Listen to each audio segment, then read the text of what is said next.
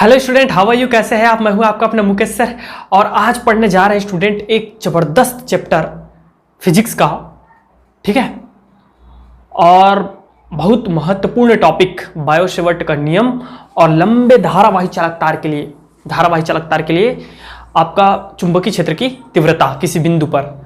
Trick भी दूंगा, एकदम बेहतरीन तरीके से समझाऊंगा यार, एक एक पॉइंट क्लियर होगा आपको, बस थोड़ा सा कोऑपरेट करना। ठीक है, तो हम पढ़ने जा रहे हैं क्या चीज भाई, देख लो, गतिमान आवेश एवं चुंबकत्व। गतिमान आवेश एवं चुंबकत्व, मूविंग चार्ज एंड मैग्नेटिज्म। ठीक है डियर स्टूडेंट, भाई बता रहा हूं मैं पहले से 4-5 फॉर्मूले हैं। ठीक है, और उन पर 2-2, 3-3 ठो एप्लीकेशन है, बड़ा एप्लीकेशन। ठीक है, बड़ा मजा आने वाला है। धारावाही, अनंत लंबाई की धारावाही चालक तार पर चुंबकीय क्षेत्र की तीव्रता उसके किसी बिंदु पर। ठीक है, धारावाही लूप पर लॉरेंज बल देखेंगे। ठीक है, साइक्लोट्रॉन देखेंगे, परिनालिका सोलेनाइड देखेंगे। तो बहुत बेहतरीन चैप्टर है। चलिए प्रारंभ करते हैं डियर स्टूडेंट। अलग अलग बुक्स में अलग अलग नाम दे दिया रहता है, इस पे कोई आप देख लीजिएगा। ठीक है, हमें जो सीबीएसई एनसीईआरटी में दिया है सिद्धांत वही रहते हैं, नाम बदलने से कुछ होता नहीं है। ठीक है, तो चलिए स्टार्ट कहां से होता है डियर स्टूडेंट। स्टार्ट ऐसा कुछ होता है कि एक वैज्ञानिक है आपका हैंस क्रिश्चियन ऑस्टेड। ठीक है, कहानी यहां से प्रारंभ होती है और कहानी प्रारंभ होती है आपका 1820। ठीक है, आजादी के पूर्व। तो 1820 में होता क्या है, जो हमारे वैज्ञानिक ऑस्टेड है वो क्या करते हैं डियर स्टूडेंट्स, आपका एक धारावाही चालक तार है, एक चालक तार है, उस पर क्या करते हैं, करंट फ्लो करते हैं। क्या करते हैं, करंट फ्लो करते हैं और उसके पास में एक चुंबकीय सुई को ला करके रख देते हैं। क्या देखते हैं, चुंबकीय सुई को ला करके रख देते हैं। पहले चालक तार रहता है, उसके पास में चुंबकीय सुई को ला करके रख देते हैं। कुछ समय पश्चात जब इसमें धारा प्रवाहित होती है तो वो देखते क्या है कि जैसी धारा प्रवाहित होती है इस चुंबकीय सुई में विक्षेप होना प्रारंभ हो जाता है। जैसे बाइक चलाते हो ना, एक्सीलेटर, तो एक्सीलेटर बढ़ाने पर क्या होता है, सुई बढ़ जाती है 40 किलोमीटर 40 के स्पीड में। स्पीड मतलब होता है 40 किलोमीटर प्रति घंटा, मतलब एक घंटा आप चलाओगे 40 किलोमीटर पार, उसके बाद 60 किलोमीटर। तो उसी प्रकार ये क्या हो रहा था, ये जो है विक्षेप होना प्रारंभ हो गया। तो उसको इससे फील हुआ कि भाई देखो यार, सामान्य जगह में जब हम रख रहे हैं, ठीक है, चुंबकीय सुई को, तो उसमें कोई विक्षेप हो नहीं रहा है। यहां चुंबकीय विक्षेप होना चालू हो गया। तो विक्षेप तभी होता है जब उसके आसपास कोई चुंबकीय पदार्थ या चुंबक लाया जाता है। जब उसके आसपास क्या लाया जाता है, चुंबक लाया जाता है, तब जाकर के उसकी चुंबकीय सुई में क्या होता है, विक्षेप उत्पन्न होता है। और यह चीज उसने किस में देख लिया, जब धारा प्रवाहित किया तब यहां से कंसेप्ट आता है डियर स्टूडेंट कि नहीं, जब कोई चार्ज फ्लो हो रहा होता है, मतलब गतिमान अवस्था में रहता है, मूव कर रहा होता है, तो उसके कारण एक क्षेत्र डेवलप होता है और वो क्षेत्र होता है चुंबकीय क्षेत्र। और जब किसी चुंबकीय सुई को चुंबकीय क्षेत्र में लाया जाता है तो उसके सुई में क्या उत्पन्न हो जाता है, विक्षेप उत्पन्न हो जाता है। कंसेप्ट यहां से चालू होता है। समझ में आ रही है बात? तो ये हो रहा है। और उसने क्या देखना, मजे की बात और क्या देखा कि यदि तार पर धारा को विपरीत दिशा में, विपरीत डायरेक्शन में, अपोजिट डायरेक्शन में अब फ्लो करना चालू कर दिया, तो जो विक्षेप, सपोज करते हैं ये विक्षेप हुआ था, वो विक्षेप क्या हो जाता है डियर स्टूडेंट, अगर ये इसकी प्रारंभिक अवस्था है तो ये विक्षेप क्या हो जाती है, पलट जाती है। मतलब इधर था वो उधर हो गया, डायरेक्शन भी क्या हो जाता है, चेंज हो जाता है। तो इससे एकदम 100% इफेक्ट हो गया, प्रूफ हो गया कि नहीं, मूविंग चार्ज एक क्षेत्र फील्ड डेवलप करता है और that field is known as magnetic field. और उसके बाद उन्होंने अपने भाषण में कंसेप्ट दिया, पहले आपको इंट्रो कराते हैं यार, चिंता ना करें, आज ही हम मोस्ट टाइम पे जो आपका वो है, ठीक है, बायो-सेवर्ट नियम है और धारावाही चालक तार है, वो दोनों को आज ही कवर करेंगे। ठीक है, समझ में आ रहा है? तो थोड़ा सा कोऑपरेट कर लो पहले। तो उन्होंने अपने भाषण में क्या कहा कि किसी भी चालक तार में जब हम धारा प्रवाहित करते हैं तो उसमें 3 प्रकार की परिवर्तन होती है: वैद्युत अपघटन, रासायनिक अपघटन, चुंबकीय क्षेत्र और उष्मीय परिवर्तन। होता क्या है, जब इस तार पे आप क्या करोगे, धारा प्रवाहित करोगे, तो ये तार कुछ समय पश्चात गर्म हो जाती है। गर्म होने का कारण है डियर स्टूडेंट कि उसका जो ऊर्जा है, वैद्युत ऊर्जा, उस कन्वर्ट हो रहा है किसमें, उष्मीय ऊर्जा में कन्वर्ट हो रहा है। ठीक, समझ में आ गया। दूसरा है आपका चुंबकीय क्षेत्र में परिवर्तन। इसके कारण क्या उत्पन्न हुआ, चुंबकीय क्षेत्र उत्पन्न हुआ। तीसरा होता है विद्युत अपघटन। तो जनरली विद्युत अपघटन जब ठोस धातु का हमारा चालक तार रहता है तो उसमें देखने को नहीं मिलता है, लेकिन यही जब रासायनिक पदार्थ में कराते हैं, जब हम किसी प्रत्यक्ष रेडॉक्स अभिक्रिया विद्युत रासायनिक सेल में जब इस क्रिया को कराते हैं तो डेफिनेटली वहां क्या होता है, विद्युत रासायनिक परिवर्तन भी हमको दिखाई देता है। समझ में आ रहा है। अब इसके बाद ये बेसिक, अभी हम थोड़ा इंट्रो कर रहे हैं पूरा, ठीक है, बेसिक चीजें पढ़ रहे हैं। तो अगर मैं आपको एक चीज बोलूंगा, क्या बोलूंगा भाई, सुन लो, मेरा रिक्वेस्ट रहेगा आपको। मैं पहले चैप्टर 5 को पढ़ाया हूं, ठीक है, चैप्टर नंबर 5 को पढ़ाया हूं, चुंबकत्व एवं द्रव्य, ठीक है, जो इसके बाद है। उसको पहले पढ़ाने का मेरा एक रीजन है, मैं 2-3 सालों से 3 सालों से पढ़ा रहा हूं और मेरा एक्सपीरियंस कहता है कि मुझे 3 को पढ़ाना चाहिए। ठीक है, तो मैं आपसे भी यही रिक्वेस्ट करूंगा कि पहले आप कम से कम, पूरा नहीं पढ़ना चाहते मत पढ़ो, कम से कम उसको दो प्रारंभिक पार्ट जो है, इंट्रोडक्शन का पार्ट है चुंबकत्व का, वो देख करके आ जाइए। तो आपको मैं कहता हूं इतना बेहतरीन तरीके से समझ में आएगा, बेहतरीन तरीके से। रीजन यह है यार, यहां चुंबकत्व दे दिया, आवेश, मूविंग आवेश हम इससे पहले स्टैटिक पढ़ रहे थे, स्थिर आवेश पढ़ रहे थे। ठीक है, जितना भी आपने चैप्टर पढ़ा है विद्युत का, विद्युत धारा पढ़ा हमने, विद्युत धारा के पहले जो आवेश एवं क्षेत्र पढ़ा, ठीक है, विद्युत क्षेत्र पढ़ा, धारिता पढ़ा, वो सब क्या था, स्टैटिक था। ठीक है, अब आ गया है हमारा इधर क्या प्रारंभ हो रहा है, अब हमारा प्रारंभ हो रहा है मूविंग, चार्ज के कारण डेवलप हो रहा है। लेकिन इसका दूसरा पार्ट है चुंबकत्व, और हमें अभी यहां पता ही नहीं है कि चुंबक होता क्या है, नॉर्थ पोल, उत्तरी पोल, दक्षिणी पोल, ठीक है, उसका चुंबकीय क्षेत्र की तीव्रता क्या होती है, इंटेंसिटी क्या होती है, चुंबक लगने वाला कूलाम का बल क्या होता है, ये सब पता ही नहीं है, तो आप इसको कैसे अच्छे से समझ पाओ। ठीक है, तो कुछ चीजें मैं बेसिक चीजें आपको थोड़ा सा बता देता हूं ताकि आपको थोड़ा सा हेल्प हो जाए। ठीक है, सपोज चुंबक के बारे में मैं ज्यादा वर्णन नहीं करूंगा डियर स्टूडेंट कि चुंबक होता क्या है, आप मैं बता दिया, आप 2 पार्ट बस देख लीजिए, पूरा आपको समझ में आ जाएगा चुंबक क्या चीज है। ठीक है, तो अगर 2 हमारा चुंबक है, ठीक है, तो उनके ध्रुवों के बीच लगने वाला कूलाम का नियम जो होता है, कूलाम का नियम जो होता है, कूलाम का नियम के अकॉर्डिंग ये होता है हमारा, ये प्रोपोर्शनल होता है उनके ध्रुव प्राबल्यों, इसको ध्रुव प्राबल्य बोलते हैं डियर स्टूडेंट, ध्रुव है और उसकी जो शक्ति होती है किसी चीज को खींचने की, वही उसका ध्रुव प्राबल्य कहलाता है। तो ध्रुव प्राबल्यों के गुणनफल के अनुक्रमानुपाती एवं उनके बीच की दूरी के व्युत्क्रमानुपाती होती है, डी वर्ग के व्युत्क्रमानुपाती होती है। जब इस चीज को आप हटाते हो तो ये लग जाता है म्यू नॉट बाई 4 पाई। ठीक है, जैसे कि आपका 1/4 पाई एप्सिलॉन नॉट लगता था विद्युत वाले में, यहां म्यू नॉट बाई 4 पाई लग जाती है, जिसका वैल्यू एक्चुअल में वैल्यू जो होता है 10⁻⁻⁷ होता है। ठीक है, और m1 m2 divided by d square, इसको ब्रैकेट में नहीं लिख करके क्या लिख देते हैं, ऐसा लिख देते हैं। तो ये होता है कूलाम का बल 2 चुंबकों के मध्य, और इसकी तीव्रता, बस इतना ही बताऊंगा, ज्यादा नहीं बताऊंगा, तीव्रता बस देख लो। तीव्रता जो होती है डियर स्टूडेंट, वो उत्तरी ध्रुव जितने बलों का, एकांक उत्तरी ध्रुव जितने बलों का अनुभव करता है, वही उसकी क्या होती है, चुंबकीय क्षेत्र की तीव्रता होती है। तो B that is equal to हमारा हो जाता है, बल का वैल्यू जब रखोगे यहां पे तो 1 m से 1 m कट जाएगा। ठीक है, तो म्यू नॉट बाई 4 पाई, और ये कन्वर्ट हो जाता है m बाई डी स्क्वायर। समझ में आ गया। तो ये होता है चुंबकीय क्षेत्र की तीव्रता। अब इसका मात्रक क्या होता है ये भी देख लो, उसके बाद फिर हम चालू करेंगे फिर बायोसेवर्ट का और इसका डायरेक्शन का कुछ पॉइंट। ठीक है, तो बायोसेवर्ट, इसका मात्रक क्या होता है ये इधर देखिए सब लोग। ध्रुव प्राबल्य का जो मात्रक होता है डियर स्टूडेंट, दैट इज होता है हमारा एम्पियर मीटर, और दूरी है भाई, तो दूरी है तो ये हो जाएगा हमारा, दूरी का वर्ग है तो मीटर स्क्वायर हो जाएगा। देन ये हमारा फर्स्ट आपका आ जाता है एम्पियर प्रति मीटर, इसका फर्स्ट मात्रक। समझ में आ गया। सेकंड अगर मात्रक जानना चाहोगे तो होता है टेस्ला। टेस्ला। थर्ड मात्रक जानना चाहेंगे तो होता है वेबर पर मीटर स्क्वायर, ठीक है। और चौथा और जानना चाहोगे तो होता है गाउस, और एक टेस्ला बराबर होता है 10⁴ गाउस।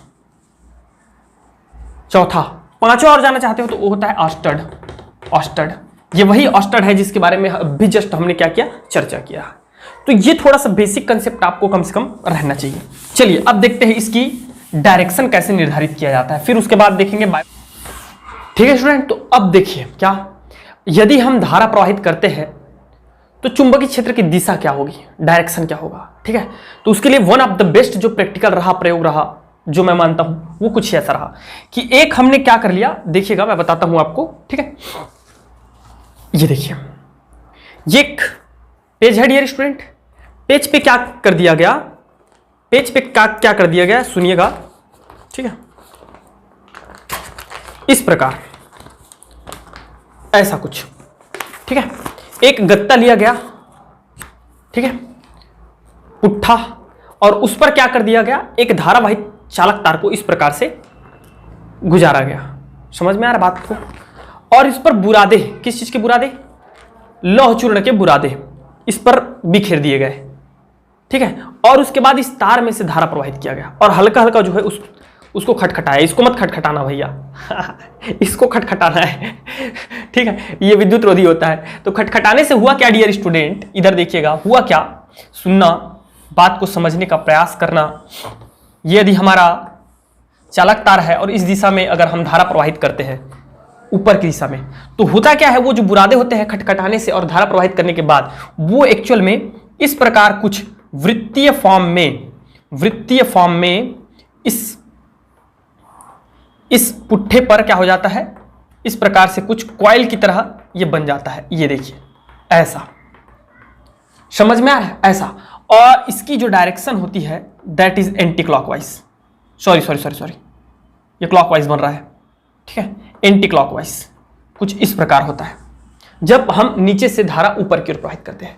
और यही जब आप इसी चीज को, ठीक है, धारा की दिशा को, अगर डायरेक्शन को आप उलट देते हो, धारा की दिशा को क्या कर देते हो, उलट देते हो, मतलब ऊपर से नीचे की ओर, तो ये क्या हो जाता है डियर स्टूडेंट, ये सेम फिनोमिना होगी, प्रक्रिया वही होगा, ठीक है, बट इसके डायरेक्शन में चेंज आ जाता है और डायरेक्शन हो जाता है हमारा क्लॉकवाइज इस प्रकार।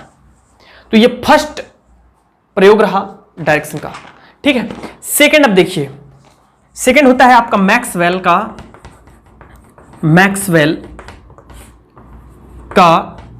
दक्षिणावर्त पेच का नियम, दक्षिणावर्त पेच का नियम क्या है, सुनिएगा। पेच का नियम क्या है, सुनिए। आप क्या करो, एक पेच ले लीजिए, इस ऐसा पकड़ लीजिए, ठीक है, ऐसा पकड़ लीजिए पेच को ऐसा, और क्या कीजिए, आप उसको दक्षिणावर्त दिशा में घुमाएंगे, समझ में आ रहा है, घुमाएंगे। तो इसको घुमाने से क्या हो रहा है, ये देखिए आप, ये अगर धारा की डायरेक्शन है, ये जो दिख रहा है आपको, पेन जो दिख रहा है वो धारा की डायरेक्शन है, तो जिस दिशा में मेरी उंगली घूम रही है वो दिशा, ये देखिए ऐसा घूम रहा है दक्षिणावर्त दिशा में। तो जो दिशा हमारे उंगली जो घूम रही है, यही चीज तो हुआ कि नहीं हुआ, ये देखिए ऊपर से धारा नीचे की ओर प्रवाहित हो रही है, तो किस दिशा में घूम रहा है, उंगली दक्षिणावर्त दिशा में घूम रहा है, इधर घूम रहा है, इधर घूम रहा है, समझ में आ रहा है, दक्षिण क्लॉकवाइज घूम रहा है। तो हमारा जो क्षेत्र की डायरेक्शन होती है, बल रेखाओं की डायरेक्शन होती है, चुंबकीय बल रेखाओं की, वो क्या हो जाता है आपका, समझ में आ गया सबको। इसके बाद आता है डियर स्टूडेंट, वो आता है आपका हथेली का नियम। किस चीज का नियम, हथेली का नियम। हथेली का नियम क्या कहता है, अगर हम अपने हाथ को देखिए इस प्रकार, अंगूठे को और उंगलियों को लंबवत एक दूसरे से, there is a 90 angle, okay. एक और होता है, मैं बताऊंगा उसको, अभी शायद उसको नहीं पढ़ेंगे, ये एक और नियम होता है, ये देखिए, सबके सब तीनों जो है एक दूसरे से 90 एंगल पे होता है, लेकिन अभी ये वाला देखिए, जब इस प्रकार रहता है आपका हथेली, तो यदि ये जो है हमारा धारा का डायरेक्शन हो, तो ये जो आपको हथेली दिख रही है, जो उंगलियां दिख रही है, वो हमारे चुंबकीय बल रेखाओं की दिशा को क्या करता है, शो करता है। समझ में आ रहा है भैया। और सिंपल सी, अगर आप एक तार को पकड़ लेते हो कुछ इस प्रकार, ये तार है सपोज दैट, मत पकड़ना जिसमें धारा प्रवाहित हो रही होगी तो निपट जाओगे ठीक है। तो ये हम एक तार को पकड़ लेते हैं, सपोज करते हैं, और इसमें धारा ऊपर की ओर बह रही है, ऊपर की ओर बह रही है। तो जो हमारा चुंबकीय क्षेत्र बल रेखाओं की दिशा होगी वो हमारे मुड़े हुए उंगलियों की दिशा पे होगी। तो ये कुछ आपका डायरेक्शन ज्ञात करने का तरीका है डियर स्टूडेंट। अब देखते हैं हम लोग क्या चीज, बायो-सेवर्ट का नियम।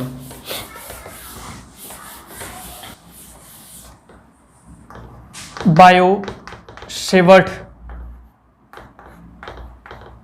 नियम, जिसे इंग्लिश में बोलते हैं बायोट लॉ। ठीक है, तो कुछ इस प्रकार बायो और सेवर्ट ये दो अलग अलग वैज्ञानिक थे, दोनों फ्रांस के वैज्ञानिक थे, और ये जो है ऑस्टेड के बाद इन्होंने काम करना प्रारंभ किया। तो ये क्या किए, इन्होंने क्या किया कि इनका कथन ये है डियर स्टूडेंट कि किसी धारावाही चालक तार से कितनी दूरी तक चुंबकीय क्षेत्र काम करता है और उसका मान कितना होता है। यह धारावाही चालक से किसी बिंदु पर, कुछ दूरी पर स्थित किसी बिंदु पर चुंबकीय क्षेत्र की तीव्रता के लिए इन्होंने जो है व्यंजक दिया। तो एक काम करते हैं, माना कि L लंबाई का एक धारावाही चालक तार है जिस पर I एम्पियर की धारा तीर की दिशा में प्रवाहित होती है। आप लिखो ऐसा, माना कि L लंबाई की एक धारावाही चालक तार है कैपिटल L, और जिस पर I एम्पियर की धारा तीर की दिशा में प्रवाहित की जाती है। इसके किसी बिंदु O से R दूरी पर, इसके किसी बिंदु O से R दूरी पर एक बिंदु P स्थित है, एक बिंदु P स्थित है जिस पर हमें चुंबकीय क्षेत्र की तीव्रता ज्ञात करनी है। माना कि हम L लंबाई के तार का, माना कि तार के धारावाही चालक तार के एक छोटे से अल्पांश स्मॉल एलिमेंट dl के लिए चुंबकीय क्षेत्र की तीव्रता ज्ञात करते हैं। तो वह तीव्रता dB होगी। क्या होगी? dB होगी। मतलब हम पूरे चालक तार के लिए नहीं ज्ञात कर रहे हैं, हम छोटा सा चीज के लिए ज्ञात कर रहे हैं, इतना लंबाई। और अगर आपको पूरा लंबाई पता है भाई, -L to L है सपोज करो, या कुछ भी आपको दे रखा है, तो आप आसानी से निकाल सकते हो यार। तो छोटे अल्पांश के लिए निकाल रहे हो तो छोटा सा चुंबकीय क्षेत्र की तीव्रता काम करेगी, तो वो मान लिया कि dB है। तो ये जो चुंबकीय क्षेत्र की तीव्रता होती है, इट्स डिपेंड्स ऑन, किस किस पर डिपेंड करता है? ये जो चुंबकीय क्षेत्र की तीव्रता होती है वह उस पर प्रवाहित धारा के अनुक्रमानुपाती होती है। ये जो चुंबकीय क्षेत्र की तीव्रता होती है डियर स्टूडेंट, वह उस छोटे से अल्पांश जो लिए हो उसके अनुक्रमानुपाती होती है। ये जो चुंबकीय क्षेत्र की तीव्रता होती है वो इस धारावाही चालक तार के साथ, ठीक है, आपका ये जो बनने वाली कोण की ज्या मतलब होता है साइन, ठीक है, साइन थीटा के अनुक्रमानुपाती होती है। और फोर्थ टर्म्स आता है कि उनके बीच की दूरी के व्युत्क्रमानुपाती होती है। अगर r लिए हो तो ये हो जाएगा r², वर्ग के व्युत्क्रमानुपाती होती है। ठीक है, क्योंकि सबको पता है, कॉमन सी चीज है यार, चुंबकीय क्षेत्र हो चाहे विद्युत क्षेत्र हो, दूर जाओगे तो घटेगा ही घटेगा, तो इनडायरेक्टली प्रोपोर्शनल में होता है। अब इन चारों को हम कंबाइन करके एक फॉर्म में लिख देते हैं 1, 2, 3 और 4 से, तो हमारा dear student dB is equal to आ जाएगा, dB इज प्रोपोर्शनल टू आ जाएगा IDL sin theta divided by r²। आ गया। जब इस प्रोपोर्शनल के साइन को जब हम लोग हटाते हैं तो dB इज इक्वल टू हो जाता है k IDL sine theta divided by r²। इतना चीज सबको क्लियर है? अब देखिएगा, अब इसको मैं मिटा दे रहा हूं, इधर देखते जाएंगे। जब इस k का मान CGS पद्धति में, इस k का मान जो होता है वो 1 होता है CGS पद्धति में, लेकिन SI पद्धति में इस k का जो वैल्यू होता है तो dB that is equal to, k का जो वैल्यू होता है डियर स्टूडेंट वो होता है μ0/4π, जो इक्वल होता है 10⁻⁷ के, जहां μ0 को हम लोग निर्वात या वायु की निरपेक्ष चुंबकशीलता कहते हैं, या निरपेक्ष पारगम्यता एब्सोल्यूट परमेबिलिटी कहते हैं। ठीक है, तो k इज इक्वल टू ये हो जाएगा, तो इस वैल्यू को वहां पे रख देंगे, तो dB इज इक्वल टू हम लोग का मिल जाएगा, हमें मिल जाएगा μ0/4π, ठीक है, और IDL sine theta divided by हमारा हो जाएगा r²। इक्वेशन नंबर, आप इसको एक काम कीजिएगा, ए बी सी डी दे देना, ABCD दे दीजिएगा, ठीक है, और इसको इक्वेशन नंबर 1 देना, इसको इक्वेशन नंबर 2 दे दीजिएगा। नहीं तो बहुत ज़्यादा इक्वेशन हो जाएंगे। ठीक है, और इसी को हम थोड़ा सा सॉल्व करके 10⁻⁻7 IDL sin theta divided by are square भी लिख सकते हैं। और इसका तो भाई मैं आपको पहले बता चुका हूँ यार कि इसका मात्रक क्या क्या होता है। टेस्ला होता है, गाउस होता है, ऑस्टेड होता है, एम्पियर वेबर प्रति मीटर स्क्वायर होता है, ठीक है, एम्पियर प्रति मीटर होता है। तो ये सारे के सारे इनके जो है आपके, यदि कंडीशन देख लेते हैं, क्या चीज, कंडीशंस। तो कंडीशंस क्या क्या हो रहे हैं देखिए। पहला स्थिति ये हो सकता है कि यदि थीटा इज इक्वल टू 0 हो, मतलब क्या है, थीटा इज इक्वल टू 0 का मतलब क्या होता है, इधर देखिए, ये जो आप तार लिए थे, है ना, और आप इधर ज्ञात कर रहे थे क्या चीज को, किसी बिंदु पर। सपोज करते हैं कि इसी तार पर हम किसी बिंदु पर चुंबकीय क्षेत्र की तीव्रता ज्ञात करते हैं, तो एंगल क्या बन रहा है, 0 या तो 180, 0 या तो 180 बन रहा है भाई। तो 0 या 180 के केस में क्या होता है डियर स्टूडेंट्स, 180 के केस में क्या होता है आपका dB that is equal to 10⁻⁷ IDL sin 0 या 180। तो sin 0 हो चाहे 180 हो, उसका वैल्यू हमेशा क्या होता है, 0 होता है। तो इस पूरे dB का वैल्यू क्या आ जा रहा है, dB का वैल्यू आ जा रहा है 0 आ जा रहा है। समझ में आ रहा है। तो धारावाही चालक तार के किसी बिंदु पर चुंबकीय क्षेत्र की तीव्रता जो है 0 होती है, किसी एक बिंदु से दूसरे बिंदु पर। उसके आसपास के क्षेत्र में चुंबकीय क्षेत्र होता है, उसमें नहीं होता है। इस बात से हमको जानकारी मिलती है। ठीक है, नेक्स्ट देखते हैं। इसी में यदि आप तार के अभिलंबवत किसी बिंदु पर आप चुंबकीय क्षेत्र ज्ञात कर रहे हो, तो तार के अभिलंबवत जब ज्ञात करेंगे तो ये एंगल कितना बन जाएगा, 90 बन जाएगा। अभिलंबवत मतलब 90। तो इस केस में हमारा dB इज इक्वल टू हो जाएगा μ0/4 pi IDL sin 90 divided by are square. Then we know sin 90 is equal to 1, तो then dB is equal to हो जाएगा dear student μ0/4 pi and IDL by are square, that is a maximum, अधिकतम। ये हमको क्या प्राप्त होता है, मैक्सिमम प्राप्त होता है। ये चीज समझ में आ गई। चलिए ठीक है, वेरी गुड। अब देखते हैं comparisons between Biot Savart's law and Coulomb's law. क्या चीज, बायो-सेवर्ट और कूलाम के नियम की तुलना, कूलाम के नियम की तुलना।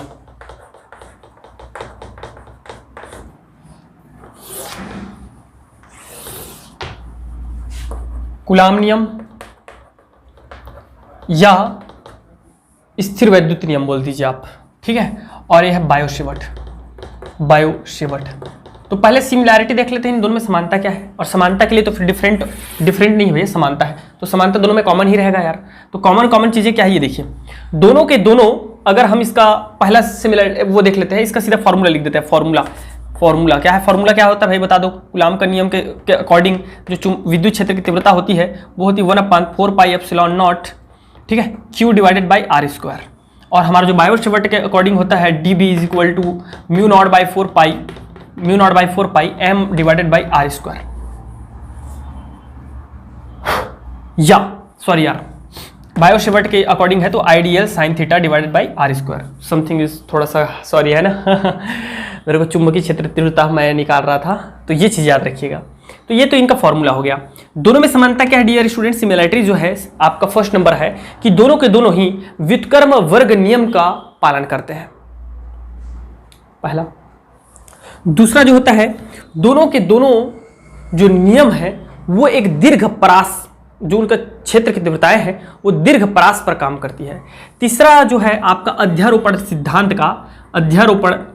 सिद्धांत का जो है पालन करते हैं। अभी अध्यारोपण सिद्धांत क्या होता है, तो उसके लिए आपको मेरे फर्स्ट चैप्टर के पहले या दूसरे पार्ट पे जाइए, मिल जाएगा, ठीक है।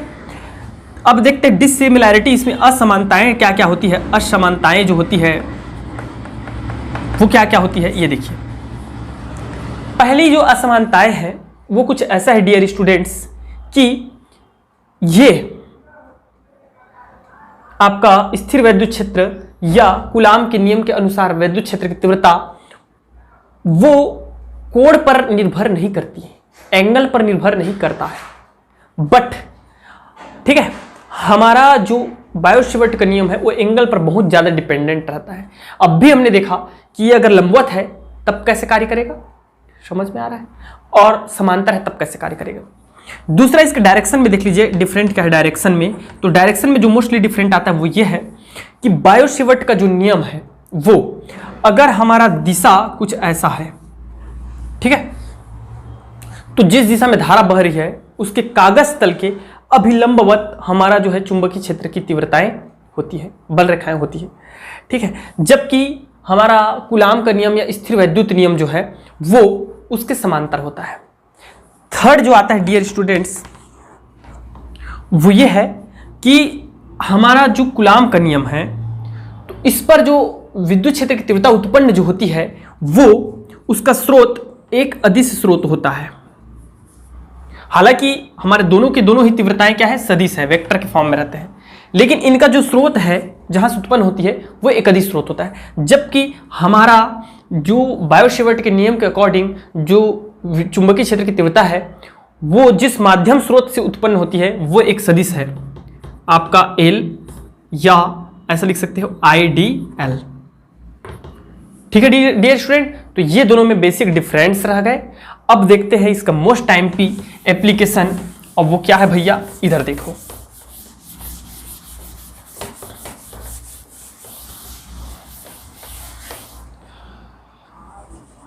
सीधे धारावाही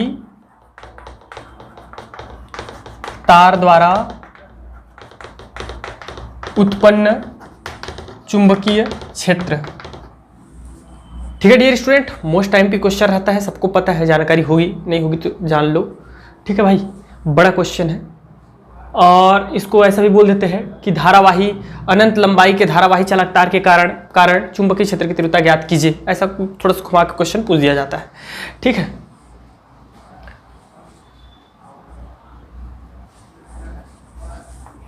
चलिए देखते हैं। Electric current, magnetic field due to current carrying conductor, infinite conductor हो सकता है, ठीक है। तो देखते हैं उसके कारण क्या होता है। चलिए देखिए क्या होता है बच्चों। चित्र इसकी आत्मा है, इसका जो हम डायग्राम बनाने जा रहे हैं वही इसकी आत्मा है। अगर आपको वो चीज़ नहीं आता तो आप इसको कभी भी डिराइव नहीं कर पाओगे, सीधा व्यंजक कभी नहीं निकलेगा। समझ में आ रहा है? समझो, मैं आपको ट्रिक भी दूंगा अभी, ठीक है, कैसे निकालना है ये देखिए। एक अनंत लंबाई की धारावाही चालक तार है XY, क्या है XY, ओके। आप ऐसे लिखते जाएंगे, एक अनंत लंबाई की धारावाही चालक तार है XY, जिस पर तीर की दिशा में X से Y की दिशा में I एम्पियर की धारा प्रवाहित हो रही है। इसके किसी बिंदु O से A दूरी पर, O से A दूरी पर एक बिंदु P है जहां हमें चुंबकीय क्षेत्र की तीव्रता ज्ञात करनी है। XY धारावाही चालक तार पर O से X दूरी पर एक DL लंबाई का अल्पांश लिया गया है AB, क्या लिया गया है AB, और इस अल्पांश से इस P की जो दूरी है डियर स्टूडेंट्स वो है R, क्या है R है, और इस B को भी हम यहीं पे जोड़ देते हैं, ये लीजिए जोड़ दिए। समझ में आ रहा है? तो यहां कुछ कुछ एंगल्स बनेंगे। कौन कौन से एंगल बनेंगे ये देखिए। ये जो एंगल बन रहा है, छोटा सा एंगल बन रहा है DL लंबाई के कारण, इस एंगल को हम लोग बोलेंगे D अल्फा। क्या बोलेंगे? D alpha. आपको नहीं दिख रहा होगा तो प्लीज सुन लो और आप स्वयं कॉपी में बनाओ, एकदम बेहतरीन तरीके से समझाऊंगा, ट्रिक भी है, पूरा समझ में आएगा, विश्वास रखो। तो ये क्या है? D अल्फा है, ठीक है। और ये जो कोण बढ़ रहा है स्टूडेंट्स AOP बड़ा, ये है हमारा कोण अल्फा। कोण क्या है? अल्फा है। इतना चीज सबको समझ में आ गया। मैं A से क्या किया, A से BP पर एक लंब डाल दिया, क्या चीज? AC एक लंब डाल दिया, और ये जो आपका B है ये इसके साथ कितना एंगल बना रहा है? थीटा एंगल बना रहा है। इतना चीज आपको ध्यान में रहना चाहिए, थीटा एंगल बना रहा है। ये सभी चीज आपको लिखने पड़ेंगे। मैं जितना चीज बोलूं सबको समझ में आ गया अच्छे से? इतना चीज है बस, और खत्म है बात। अब क्या कीजिएगा, इधर देखिए। पूरा लिखने के बाद हम सबको पता है, हम जानते हैं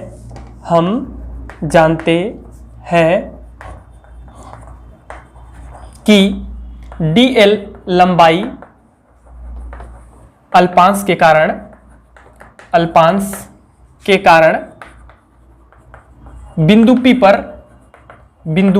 पर चुंबकीय क्षेत्र की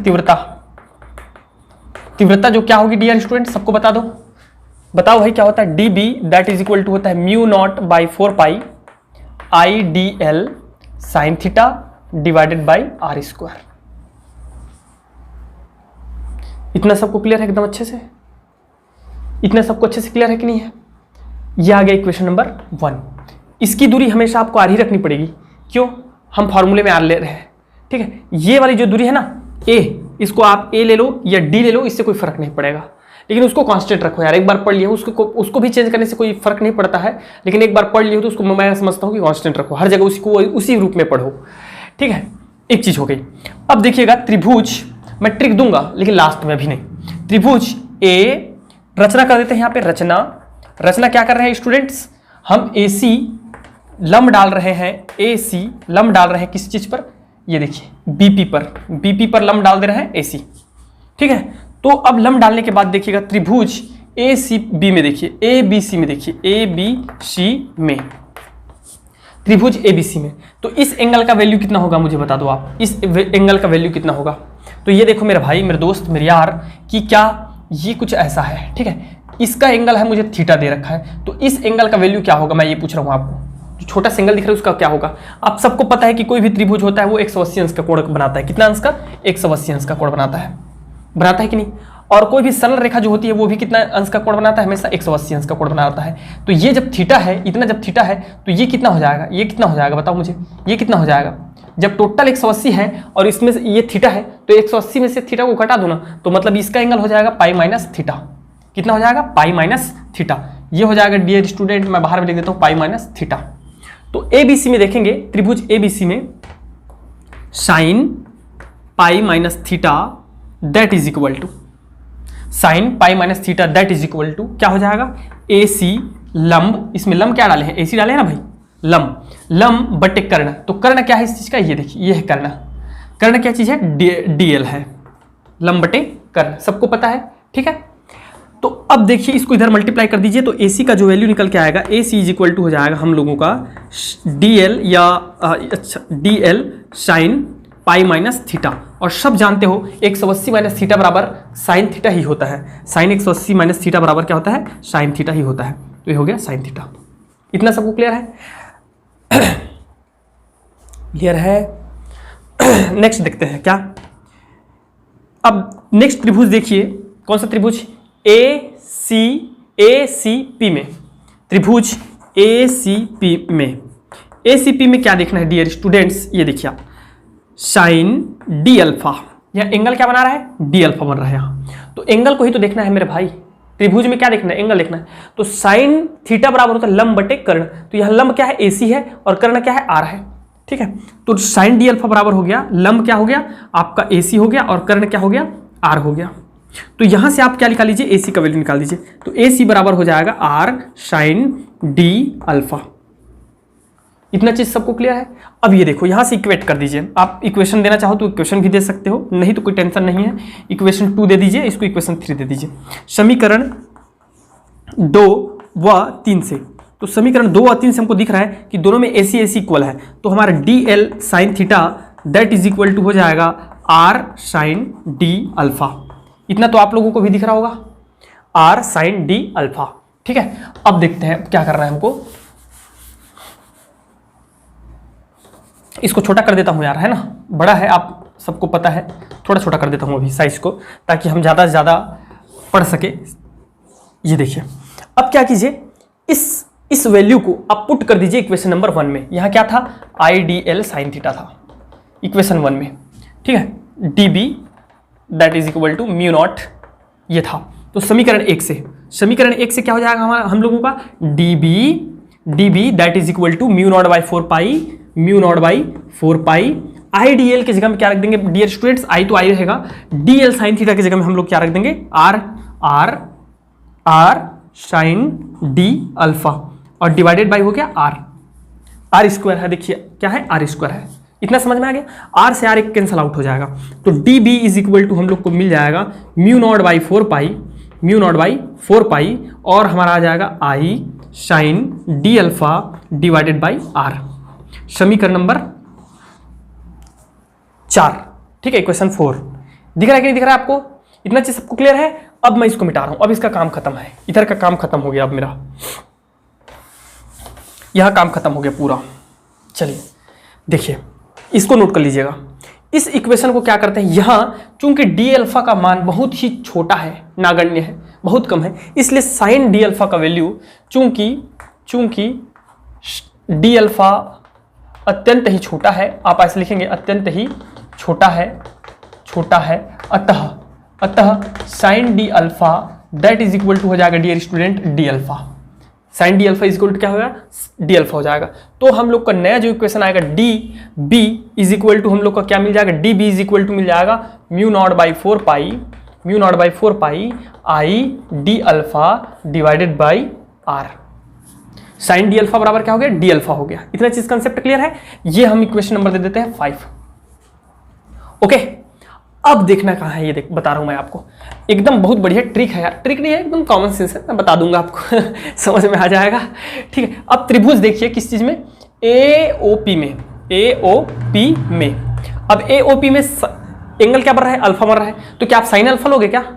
नहीं लेंगे। रीजन क्या है मैं बताता हूँ आपको, दिमाग लगाया कर थोड़ा सा इधर मुंडी में। ठीक है, तो साइन अल्फा इसलिए नहीं लेंगे, रीजन क्या है, अब भाई आपको यहां आधार दे रखा है, ये आधार है ना, और ये लंब है, आधार है और कर्ण है। ठीक है, तो यहां मुझे पता है ये आर, हमको कर्ण की ज्यादा जरूरत है, ये देखिए आर। ठीक है, और आधार ये है, तो हमें यहां क्या करना है, आधार और कर्ण में संबंध। तो आधार और कर्ण में कहां संबंध होता है, कॉस में होता है। तो हमको क्या लेना है, एओपी में कॉस अल्फा। तो cos alpha is equal to क्या आ जाएगा, बता दीजिए मुझे, आधार बटे कर्ण। तो आधार बटे कर्ण बेस डिवाइडेड बाय हाइपोटेनस, तो क्या हो जाएगा, आधार बटे कर्ण, आधार क्या है, ए है, और हमारा कर्ण क्या है, आर है।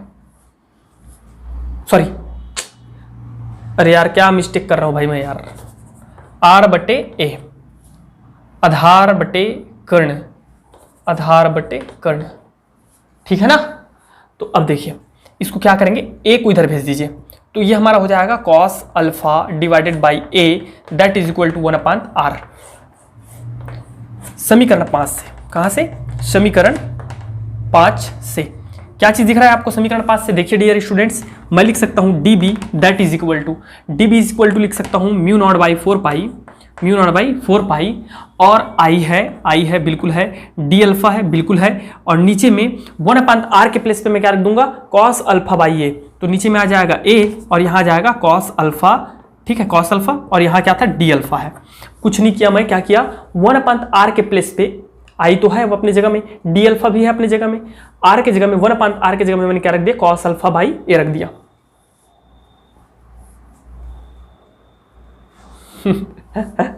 समझ में आ रहा है ना, ये पूछ रहा हूं भाई, सो तो नहीं रहे हो ना ठीक है, ये हो गया। यहां तक सबको कंसेप्ट क्लियर है कि नहीं है, बता दो मुझे पहले। ट्रिक छोटा सा क्या है डियर स्टूडेंट, ये है भाई, सबसे पहले आपको सबसे छोटे त्रिभुज पे काम करना है, सबसे छोटे त्रिभुज पे, और देखना है सबसे छोटे त्रिभुज पे एंगल करना है, क्योंकि हमको त्रिभुज में जब भी काम करते हैं एंगल ही देखना रहता है। एंगल यहां पे है, अब इस एंगल पे मैं साइन थीटा लगाऊं कि कॉस थीटा लगाऊं, बताओ, साइन पाई माइनस थीटा लगाऊं कि कॉस पाई माइनस थीटा लगाऊं। तो मुझे किस चीज का दे रखा है बताओ मुझे, ये दे रखा है लंब। ठीक है, ये आधार है और ये कर्ण है, तो कर्ण है और आधार लंब है, तो कर्ण और लंब में क्या संबंध है, लंब बटे कर्ण, साइन थीटा का, तो इसलिए साइन लगाइए। उसके बाद फिर सबसे छोटे के बाद मंझले वाले में आऊं, मंझले वाले में, तो मंझले वाले में आएंगे, देखिए ना मंझला तो यही दिख रहा है ना, यही त्रिभुज दिख रहा है, तो दूसरे नंबर पे मंझले वाले में आइए, लेके आए थे आप, ठीक है, ये मिट गया है इधर, मंझले वाले में आइए, तो मंझले वाले में डी अल्फा है। अब यहां देखिए क्या क्या, लंब है और कर्ण है, तो उसमें भी एसी आया है, तो इसमें भी एसी है, और लंब और कर्ण है भाई, तो लंब और कर्ण में क्या संबंध है, साइन का, तो साइन डी अल्फा लगाओ ना। और उसके बाद बड़े वाले में आइए, तो बड़े वाले में देखिए, ठीक है, इसका कोई ज्यादा विशेष महत्व नहीं है, महत्व है यहां इस चीज का, आर का, और इस चीज का है, तो हम यहां क्या लगा देंगे, कॉस अल्फा लगा देंगे। तो ये सब एक छोटा सा ट्रिक था यहाँ पे। अब क्या करना है, अब मुझे क्या करना है स्टूडेंट, इसको मैं मिटा देता हूँ, इसका काम खत्म है। ठीक है, ये जो आया है अभी जो डेरिवेशन आप जो देख रहे हो वो एक्चुअल में क्या है, एक छोटे से अल्पांश के कारण है। अब मुझे निकालना है पूरे धारावाही, अनंत लंबाई के धारावाही चालक तार के लिए निकालना है। ठीक है। तो सपोज करते हैं कि यहाँ x था और यहाँ y है, थोड़ा सा और बड़ा कर देता हूं मैं y को, y है, ठीक है, x है और y है। तो इस p बिंदु को आप x से मिलाइए, इस p बिंदु को कहां से मिलाइए, x से मिलाइए, और इस p बिंदु को कहां मिला दिए, y से मिलाइए, ऐसा।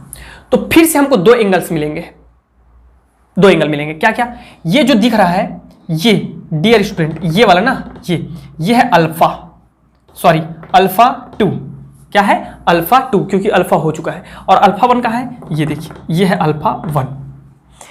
P जो x के साथ बना रहा है वो है अल्फा 1, और P जो y के साथ बना रहा है वो है अल्फा 2, ठीक है। अब देखिए तो क्या हो जाएगा, ये चूंकि हमारे जो अक्ष है P जिस बिंदु है उसके नीचे है, तो ये माइनस हो जाएगा, ऋणात्मक, और ऊपर है इसलिए हो जाएगा धनात्मक, ठीक है। तो अब हम क्या करेंगे, पूरा x y धारावाही चालक तार के लिए निकालेंगे, x y धारावाही चालक तार के कारण, चालक तार के कारण। तो x y धारावाही चालक तार के कारण जब निकालेंगे डियर स्टूडेंट, तो आप सबको पता है वी नो यार व्हाट, a p x ऐसा लिख सकते हो, ठीक है, a p x that is equal to alpha 1 minus alpha 1 and b p y that is equal to plus alpha 2। तो हम क्या करेंगे, इसको इंटीग्रेट कर देंगे, कहां से कहां तक कर देंगे भाई, माइनस अल्फा 1 से प्लस अल्फा 2 तक, db इंटीग्रेट कर देंगे, इंटीग्रेशन ना। तो ये हो जाएगा माइनस अल्फा 1 एंड अल्फा 2, आपको दिख रहा है, उम्मीद करते हैं दिख रहा होगा, थोड़ा फिर आगे ऊपर बनाएंगे, ठीक है। तो ये हो जाएगा म्यू नॉट बाई 4 पाई। बस इस इक्वेशन को आप इक्वेशन नंबर दे दीजिएगा इसको 6, समीकरण 6 को इंटीग्रेट करना है, समाकलन करना है अल्फा 1 और अल्फा 2 के बीच, ठीक है। तो ये हो जाएगा I cos alpha d alpha divided by a, हो गया स्टूडेंट्स। अब इसको हम मिटा देते हैं, इसका कोई वैल्यू मतलब कोई विशेष काम नहीं रह गया इस चीज का। क्या करिए ये देखिए आप, अब जब इंटीग्रेट करेंगे तो ये बन जाएगा db, क्या बन जाएगा, db बन जाएगा भाई, पूरा इंटीग्रेशन हो जाएगा इसका। इसमें जो कांस्टेंट है उनको बाहर निकाल दीजिए, mu naught by 4 pi constant राशि है, ठीक है, i भी एक कांस्टेंट है और a भी एक कांस्टेंट है। अंदर सिर्फ बच जाएगा माइनस अल्फा 1 और अल्फा 2, ठीक है, minus alpha 1 alpha 2 cos alpha d alpha, ठीक है, क्योंकि डी अल्फा के रिस्पेक्ट में आप कर रहे हो तो कॉस अल्फा बस बच जाएगा अंदर में। अब कॉस का अल्फा का क्या होता है बता दीजिए मुझे, कॉस एक्स का क्या होता है जी, इंटीग्रेशन क्या होता है भैया, गणित वालों, मैथ्स वालों, आपका तो रोज का नाश्ता पानी है ना, इंटीग्रेशन और डिफरेंशिएशन। तो कॉस अल्फा का हो जाएगा साइन अल्फा, क्या होता है साइन अल्फा, और minus alpha 1 to alpha 2। Differentiation में वही चीज, कॉस का डिफरेंशिएशन माइनस साइन होता है और इंटीग्रेशन में पॉजिटिव आता है, ठीक है। अब इसको आप रख दीजिए, mu naught by 4 pi I by a, ये डी नहीं है ए है, इसकी बीच की दूरी ए है तो ए रहेगी, डी रखोगे तो डी आएगा। अब ये हो जाएगा हम लोग का साइन अल्फा 2, अपर लिमिट रखोगे तो पॉजिटिव, अब लोअर लिमिट रखने के टाइम रखते हैं नेगेटिव, तो जब नेगेटिव यहां पे मैं रखूंगा डियर स्टूडेंट माइनस, और ये हो जाएगा साइन क्या है हमारा माइनस अल्फा 1। लिमिट रखने तो आता होगा कि नहीं ना आता है? आता है, ये होता है। देखो सपोज करो ये साइन एक्स है और इसका लिमिट है 1 और 3 है, तो इसको कैसे रखते हैं, साइन ऊपर को पहले 3 फिर ऋण upper limit minus lower limit sine 1।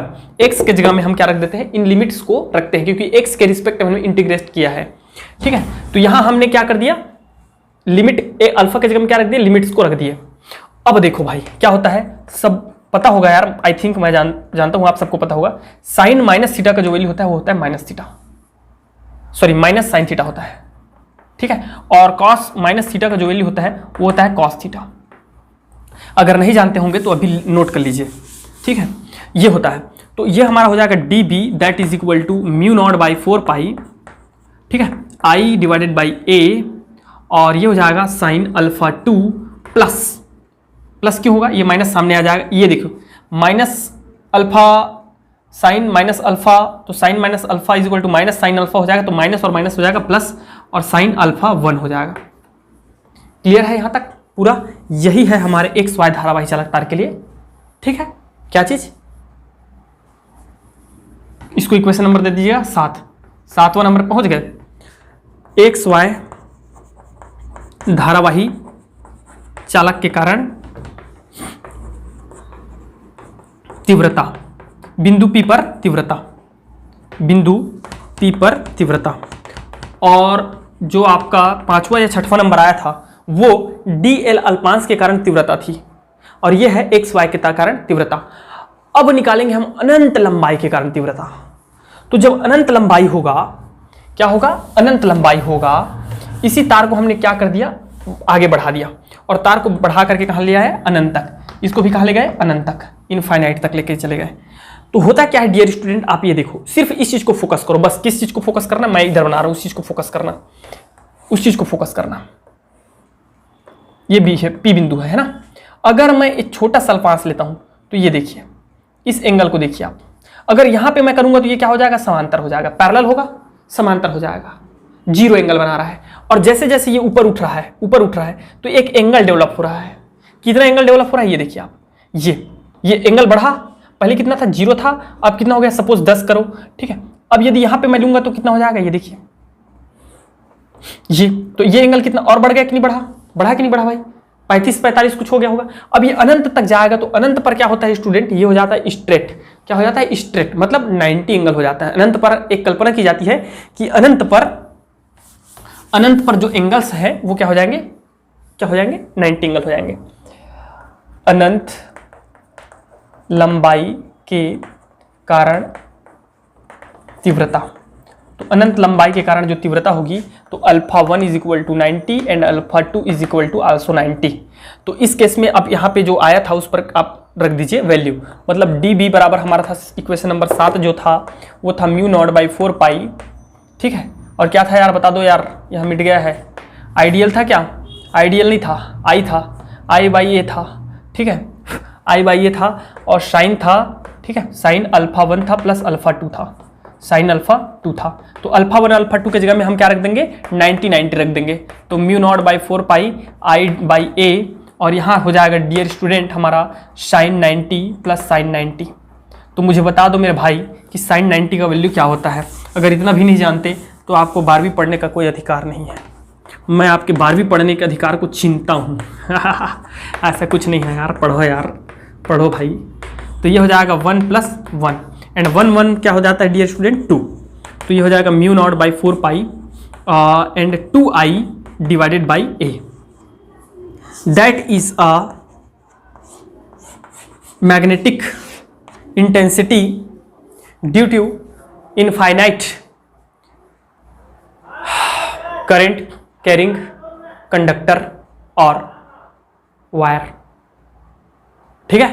तो इस प्रकार आपको फाइंड आउट करना है। और इसका मात्रक क्या हो जाएगा यार, तो लिखो ना भाई, टेस्ला लिखो, गाउस लिखो, ऑस्टेड लिखो, वेबर प्रति मीटर स्क्वायर लिखो, एम्पियर मीटर लिखो। ठीक है। तो आज के लिए मेरे ख्याल से इतना जो है सफिशिएंट रहेगा, ठीक है। तो इतना को डियर स्टूडेंट्स आप लोगों को क्या करना है, ये याद रखना है, इस चीज को याद रखना है माइंड में, इस फॉर्मूले को याद रखना है, μ0/4 पाई 2I/A, माइंड में याद रखना, इस चीज को रट्टा लो, रट्टा मार लो। और इसके बाद जो नेक्स्ट आता है, ठीक है, उसके अक्ष पर और आपका परिनालिका पर, उसको हम एक ही क्लास में कराएंगे, तो प्लीज उसको भी इसी प्रकार पूरा देखिएगा। Thank you very much and best of luck.